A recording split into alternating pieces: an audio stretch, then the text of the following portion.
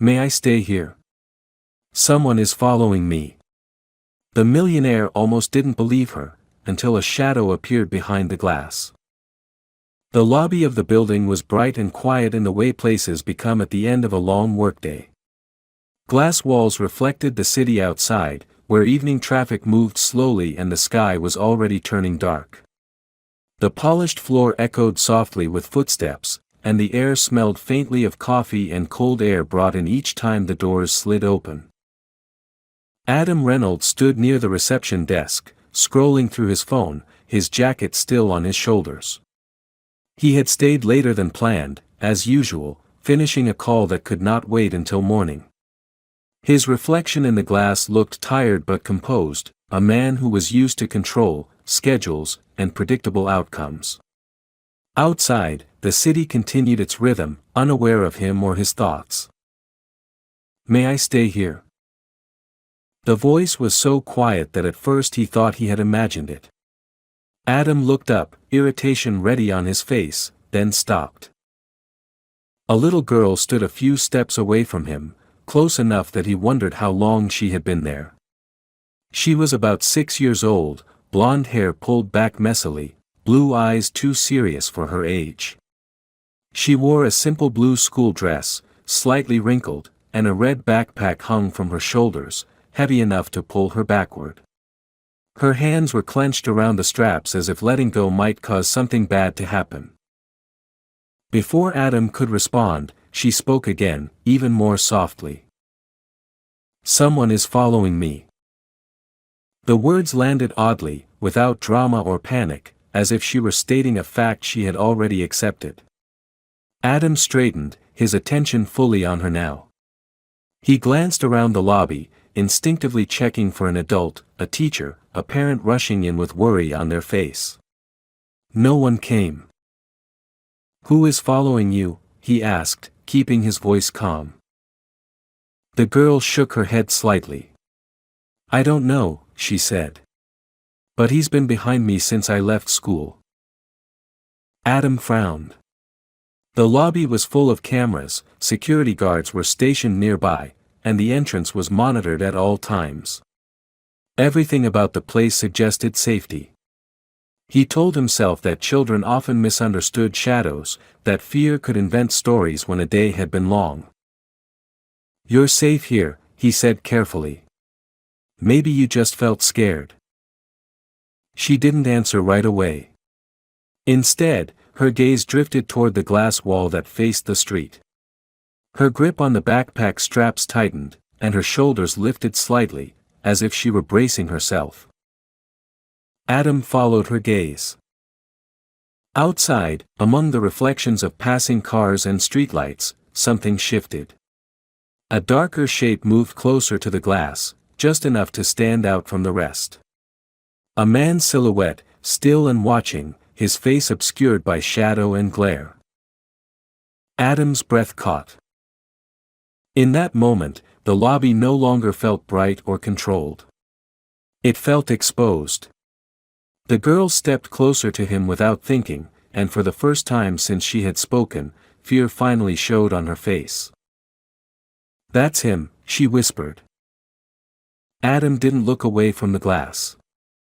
He reached for the security button beneath the desk, his hand steady despite the sudden rush of adrenaline. He realized then how close he had come to dismissing her, how easily he might have told her to go home, how different everything could have been if he had chosen not to listen. The doors remained closed, the glass holding firm between inside and outside, but Adam knew this moment had already crossed a line. Whatever happened next, neither of them would forget the instant when a quiet voice asked for help, and was finally believed. The seconds that followed felt stretched and unreal, as if the air itself had grown heavier. Adam kept his eyes on the glass wall, watching the dark shape outside shift slightly before stepping back into the blur of passing lights. The man did not try the door. He simply stood there long enough to be seen, then disappeared from view, leaving behind a sense of unease that lingered like a bad afterimage. Adam exhaled slowly and turned his attention back to the girl. She was standing so close to him now that her shoulder brushed his arm, her eyes wide and fixed on the spot where the silhouette had been. Her breathing was shallow, careful, as though she were afraid even that might give her away. "It's all right," Adam said, lowering his voice. "You're inside. He can't get to you." She nodded but did not relax. "He waits," she said quietly. "He always does." The certainty in her words made Adam pause. "How many times have you seen him?" he asked. She hesitated, counting silently on her fingers. "3, she answered. "Maybe 4. He stands near the school gate. Sometimes near the store. Today he followed me." Adam felt a tightening in his chest. He glanced toward the security desk and caught the attention of one of the guards, signaling subtly for him to come closer. Then he turned back to the girl. "What's your name?" he asked. "Lucy," she replied. "I'm Adam," he said. "Lucy, do you come through here often?" She shook her head. "No. But the door was open, and I didn't know where else to go." The answer carried more weight than it should have. Adam imagined her standing on the sidewalk, deciding in a few frightened seconds where safety might be, choosing this building because it looked bright and solid and guarded. He wondered how many other places she had passed that had not felt safe enough to enter. "Where is your mother?" he asked. "At work," Lucy said. "She finishes late. I always walk home alone." The guard arrived then, a tall man with a calm presence. Adam explained the situation briefly, keeping his voice neutral, while Lucy listened closely. The guard nodded and moved toward the entrance, scanning the street outside. "Did he say anything to you?" Adam asked Lucy. She shook her head. "No. He just looks. When I stop, he stops. When I walk faster, he walks faster too." Adam's jaw tightened. He was used to solving problems with data and logic, but this kind of danger did not announce itself clearly. It hid in patterns and instincts, in the quiet knowledge of a child who had learned to pay attention. "We're going to call the police," Adam said. "And we'll call your mom." Lucy's face paled slightly at the mention of her mother. "I don't want her to be mad," she said. "She won't be," Adam replied, though he did not know if that was true. "You did the right thing." Lucy looked at him for a long moment, searching his face with the same careful focus she had used on the street. Slowly, she nodded, as if accepting that for now, she did not have to decide anything else on her own. Outside, the street looked normal again, cars passing, people walking, nothing to suggest what had just happened. Inside, Adam felt acutely aware of how thin the line between safety and danger could be, and how close he had come to ignoring a quiet request that had carried far more weight than he had realized. The police arrived faster than Adam expected, their presence cutting cleanly through the uneasy stillness that had settled over the lobby. 2 officers stepped inside, shaking off the cold, their expressions alert but controlled. The guard spoke with them quietly near the entrance, gesturing toward the glass wall and then toward Lucy, who stood rigid beside Adam, her fingers still locked around the straps of her red backpack. Adam crouched slightly so he was closer to her eye level. "They're here to help," he said gently. "You don't have to be afraid." Lucy nodded, but her eyes never stopped moving, tracking every reflection in the glass, every shadow that passed outside. It was clear that this was not the first time she had waited for danger to return. One of the officers approached them and knelt as well, softening his posture. He spoke to Lucy calmly, asking her to tell him what she had seen, where she had been walking, how long the man had followed her. Lucy answered carefully, choosing her words with the precision of someone who knew she needed to be believed. She described the man's coat, the way he stayed just far enough away not to be noticed by others, how he never spoke but never disappeared either. As she talked, Adam felt a growing heaviness in his chest. This was not imagination. This was a pattern. The officer nodded slowly, then stood and stepped aside to speak with his partner.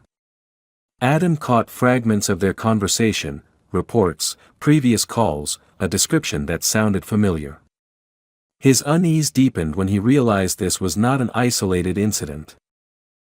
A few minutes later, the glass doors slid open again, and a woman hurried inside, her face pale and frantic. Lucy turned at the sound of her footsteps, and something in her posture finally broke. "Mom," she whispered. The woman rushed forward and dropped to her knees, pulling Lucy into her arms with shaking hands. "I'm so sorry," she said over and over, her voice cracking. "I was late. I should have been there." Lucy clung to her, but her eyes flicked briefly toward Adam, as if checking whether he was still there. He stayed where he was, giving them space but not stepping away. The police explained what had happened, their voices calm but serious. Lucy's mother listened in silence, her hand pressed protectively against her daughter's back. When they mentioned similar reports near the school, her face drained of color. "I thought she was just scared," she said quietly. "She told me about a man once, but I didn't see anyone. I didn't want to frighten her."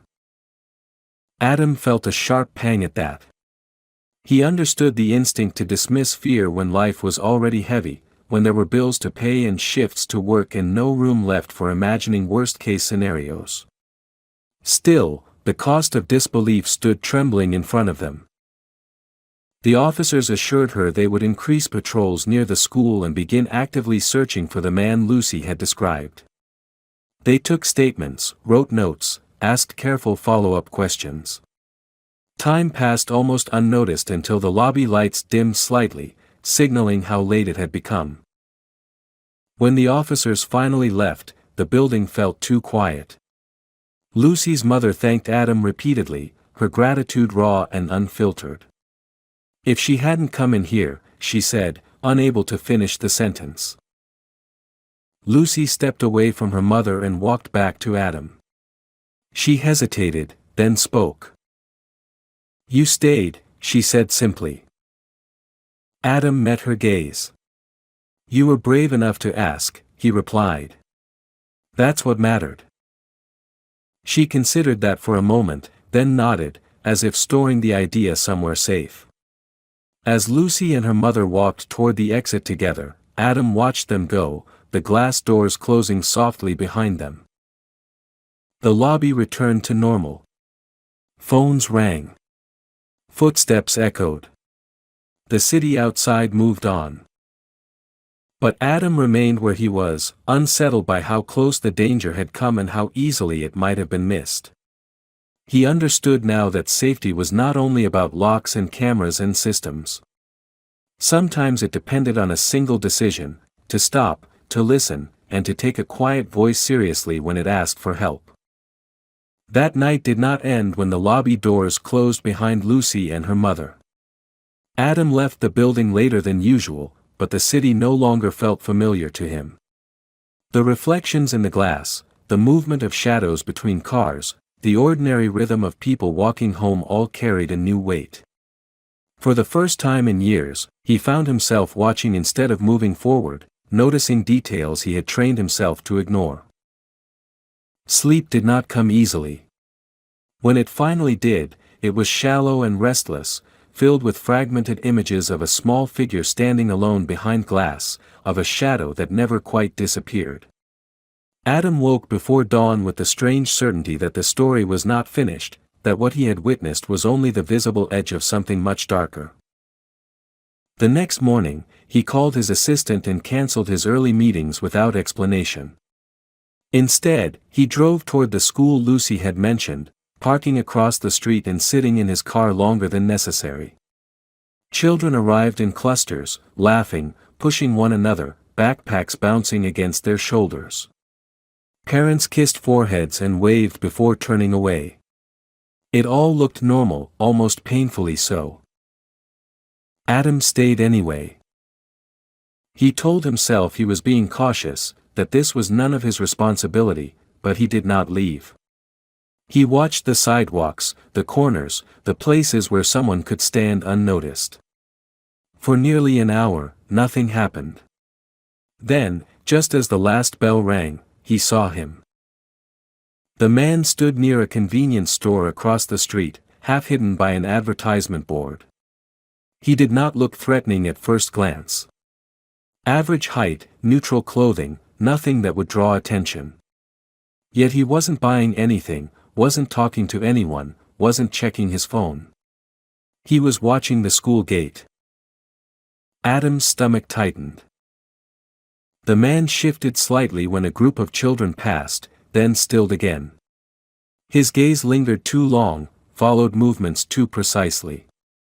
Adam reached for his phone, his pulse steady but cold, and called the number the police had given him the night before. "This is Adam Reynolds," he said quietly. "I think I see the man you're looking for." The police arrived within minutes, discreet but alert.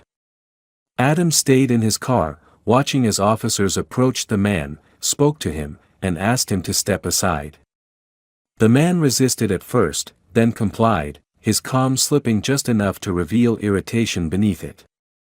When they led him away, Adam exhaled for what felt like the first time all morning. Later that afternoon, Adam received a call from an unfamiliar number. Lucy's mother. Her voice trembled as she spoke. "They questioned him," she said. "They found photos on his phone. Of children. Of Lucy." The word lodged in Adam's chest like something sharp and immovable.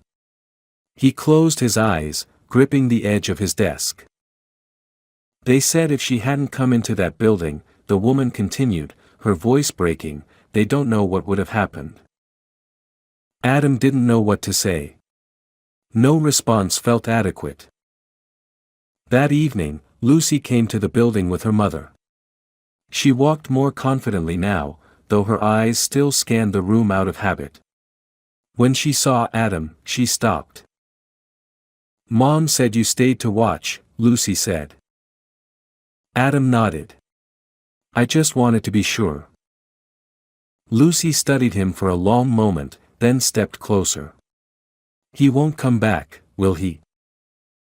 "No," Adam said firmly. "He won't." She seemed to accept that, though fear did not vanish entirely.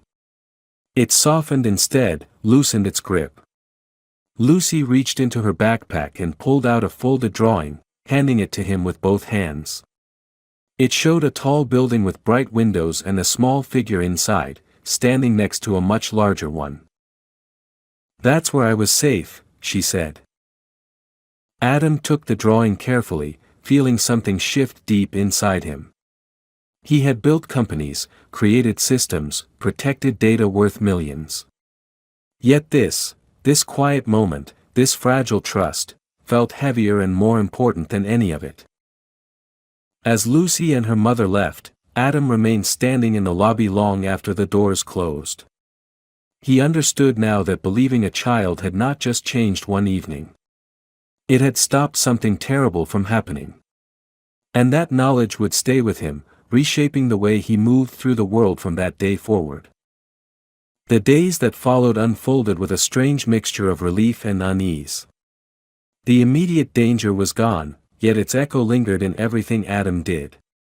He found himself replaying the moment Lucy had spoken, the calm way she had asked for help, and the thin line that had separated safety from something far worse. That line haunted him more than the shadow behind the glass ever had. News of the arrest did not reach the public. The police kept details quiet, careful not to cause panic near the school. Adam was briefed privately instead, invited to give a formal statement about what he had seen and when. Sitting in the interview room, he felt oddly exposed, stripped of the authority and confidence that usually came so easily to him. For once, his status meant nothing. He was simply a witness who had listened when it mattered. Lucy began seeing a child psychologist recommended by the police. Adam learned this through her mother, who kept him updated more often now, as if an invisible thread had been tied between their lives.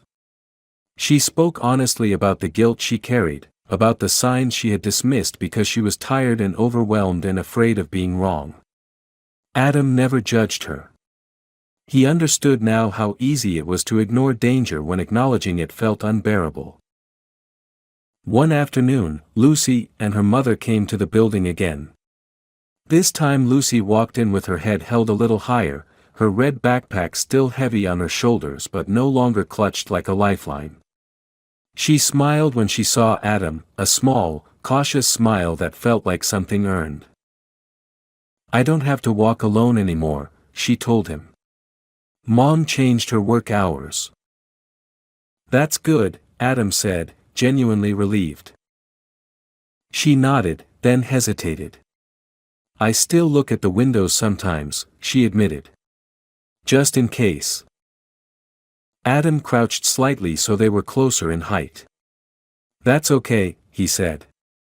"Being careful doesn't mean you're scared. It means you're paying attention." Lucy seemed to think about that. Then she reached into her backpack again and pulled out another drawing, placing it beside the first one she had given him days earlier. This one showed a girl standing in a bright lobby, a shadow outside the glass crossed out with a bold red line. "That's him," she said, pointing. "And that's where he can't go." Adam felt a quiet tightness in his chest. He realized that for Lucy, safety was no longer an abstract idea. It was a place, a memory, a moment where someone had stopped and stayed. After they left, Adam sat alone in the lobby longer than usual, watching people pass through the space. He noticed how often adults brushed past children without really seeing them, how easily a small voice could be lost in the noise of everyday life. The thought unsettled him deeply. That night, he made several calls. Not to investors or executives, but to people who ran local programs, school safety initiatives, and child advocacy groups. He asked questions. He listened. He learned how many warnings went unheard, how often children sensed danger long before adults did. For the first time in years, Adam felt a different kind of responsibility take shape inside him. It wasn't about control or success or reputation. It was about attention. About believing before proof appeared. About understanding that sometimes the most important decisions are made in seconds, in quiet spaces, when no one is watching. As he turned off the lights and left the building, Adam looked once more at the glass wall facing the street. It reflected only his own silhouette now, steady and clear. He understood that the night Lucy had stepped inside had changed more than just her path home. It had changed his. What Adam did not expect was how deeply the aftermath would reach into his everyday life. The danger had been removed, the man arrested, the immediate threat erased, yet Adam found himself unable to return to the version of himself that had existed before that quiet request in the lobby. The world felt sharper now, filled with details that demanded attention rather than efficiency. He began noticing children everywhere. In elevators, on sidewalks, sitting alone on benches while adults scrolled through their phones. He noticed how often their voices were dismissed, how frequently their instincts were corrected instead of questioned. It unsettled him in a way business failures never had. Those had always felt abstract, reversible. This felt personal and irreversible. Lucy's mother called him one evening, her voice hesitant but determined. She explained that Lucy was struggling to sleep again, not because of nightmares about the man, but because she kept replaying the moment she asked for help. She was afraid that next time, someone might not listen. Adam listened carefully, understanding immediately what was being asked of him without it being said directly. "Can I talk to her?" he asked. The next afternoon, Lucy sat across from him in a small conference room that had been cleared of screens and noise. She swung her legs slowly beneath the chair, watching him with the same careful focus she always used when deciding whether an adult was safe. You were brave, Adam said gently. Do you know that? She shrugged. I was scared. Being scared and being brave aren't opposites, he replied. Sometimes they happen at the same time. Lucy considered this, her brow furrowing slightly. If I didn't come in, would you still have found him? She asked. Adam didn't avoid the truth. No, he said honestly. You helped stop him. Her eyes widened, not with pride, but with something heavier. Then what if other kids don't know where to go? That question stayed with Adam long after the conversation ended. It followed him into meetings, into late-night drives home, into moments when he stared at his reflection in glass and thought about how easily he could have kept walking that night. Within weeks, he redirected resources without announcement. He funded safety programs near schools, installed monitored safe entry points in public buildings, and worked with local authorities to improve response protocols when children reported being followed. He insisted on one rule above all others: children were to be taken seriously immediately, without debate. Lucy noticed the changes, even if she didn't understand their scope. One day she asked him why there were new signs near her school that said "safe place" in bright letters. So kids know where to go, Adam said. She smiled then, small and genuine. Like your building? Yes, he replied. Exactly like that. The court proceedings moved quietly but steadily. Evidence accumulated. Testimonies were recorded. The man behind the glass was no longer a shadow but a documented threat, one that would not return to sidewalks or school gates. Lucy's fear softened into something manageable, something that no longer ruled her every step. One evening, as Adam walked Lucy and her mother to the door after a short visit, Lucy stopped and looked up at him. You didn't have to keep helping, she said. After I was safe. Adam smiled, though there was no humor in it. That's the thing, he replied. Once you see something, you don't get to pretend you didn't. Lucy nodded slowly, as if committing the idea to memory. As they left, Adam remained standing in the quiet lobby, watching their reflections fade from the glass. He understood now that safety was not a moment, but a commitment. And some commitments begin the instant you choose to believe a small voice asking for shelter.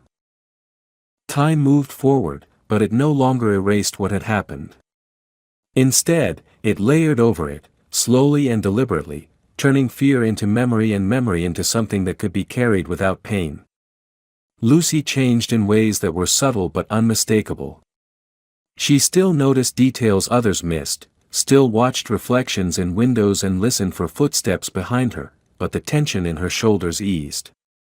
Caution no longer ruled her movements, it guided them. Adam remained part of her world, not as a rescuer frozen in a single moment, but as a steady presence who kept showing up. Sometimes he met Lucy and her mother for a short walk after school. Other times they sat together in the lobby, talking about ordinary things that had nothing to do with fear or shadows. Lucy spoke about her favorite subjects, about a teacher she liked, about how she wanted to learn how computers worked like the ones in your building. Her mother changed too.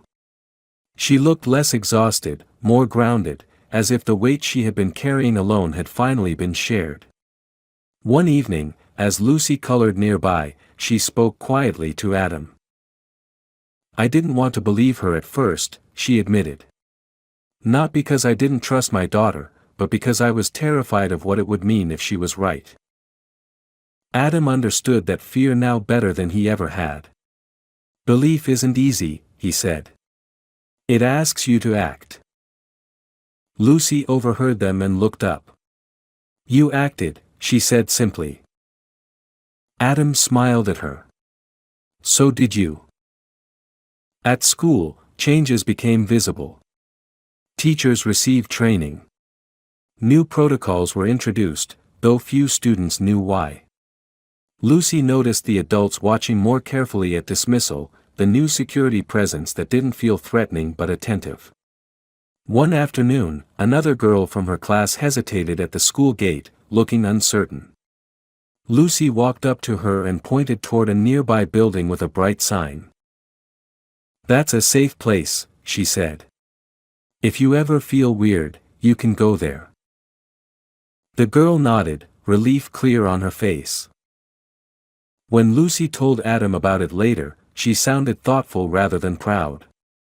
"I didn't want her to be scared alone," she said. Adam felt something tighten in his chest, a quiet mix of sadness and admiration. Lucy had taken what had frightened her and turned it outward, using it to protect someone else. He realized then that resilience did not mean forgetting what hurt you. It meant choosing what to do with it. The trial concluded months later, the outcome firm and final. The man behind the glass was no longer a threat that lingered in reflections or memory. Lucy listened when her mother explained it to her, asking careful questions, absorbing the information without panic. That night, she slept through until morning for the first time in weeks. On a crisp autumn afternoon, Lucy and Adam stood near the glass wall of the lobby again. Sunlight poured in, casting long shadows that moved gently as people passed outside. Lucy watched them without fear. "It doesn't look scary anymore," she said. "No," Adam agreed. "It doesn't." She turned to him, her expression serious but calm. "You know," she said, "I think places remember things." Adam considered that. "Maybe they do." Lucy smiled. "Then this place remembers that it helped." Adam looked around the lobby, at the light, the glass, the ordinary flow of life moving through it. He realized that what it remembered most was not the shadow or the danger, but the moment someone had stopped long enough to listen. And in that memory, something lasting had been built, not out of fear, but out of belief. The year turned quietly, without ceremony or headlines, marked instead by the accumulation of ordinary days that no longer felt fragile. Lucy grew taller, her red backpack replaced by a new one chosen carefully for comfort rather than habit. She walked with an ease that had once seemed impossible, her steps no longer measured against imagined threats, though her awareness of the world around her remained sharp and thoughtful. Adam's life continued to expand in unexpected directions. What had begun as a single decision in a lobby became a pattern of attention that reshaped everything else. The programs he had supported grew, spreading beyond the city, creating visible, trusted spaces where children knew they could stop and ask for help. He never put his name on any of it. Recognition no longer interested him. What mattered was that someone would listen when a small voice spoke. Lucy visited the building less often now, not because it no longer felt safe, but because safety had followed her outward into the world. When she did come, she no longer scanned the glass for reflections or shadows. She walked straight in, greeting the receptionist by name, moving through the lobby like someone who belonged. One afternoon, as the light slanted low through the glass, Lucy stopped near the entrance and looked outside. The street was busy but ordinary, filled with movement that held no threat. Adam joined her, standing quietly at her side. "Do you remember the first day I came in here?" she asked. "Yes," Adam replied. "I remember." "I thought you wouldn't listen," she said. "Most people don't." Adam didn't deny it. "I almost didn't," he admitted. Lucy looked up at him, her expression calm, thoughtful, and far older than her years. "But you did," she said. "That's why everything else happened." They stood there in silence for a moment, the glass reflecting their figures clearly, without distortion. Adam understood then that belief was not a single act, but a chain of choices that followed one another forward, shaping outcomes that could never be fully predicted. Lucy turned toward the door, slinging her backpack over her shoulder. "I have to go," she said. "Mom's waiting." Adam nodded. I know. Before leaving, she paused and looked back at the lobby one last time. This was my first safe place, she said softly. Adam felt a quiet weight settle in his chest, not sadness, but gratitude. And you made it safe, he replied. Lucy smiled, not as a child seeking reassurance, but as someone certain of her own strength. She stepped outside, joining the flow of people, no longer searching for shelter but carrying it with her. Adam remained where he was, watching the door close behind her. The lobby returned to its familiar rhythm, light and sound moving as they always had. Yet everything was different. Because sometimes a life does not change through grand gestures or loud heroism, but through a simple choice made in a quiet place, to listen, to believe, and to stay when someone asks to be safe.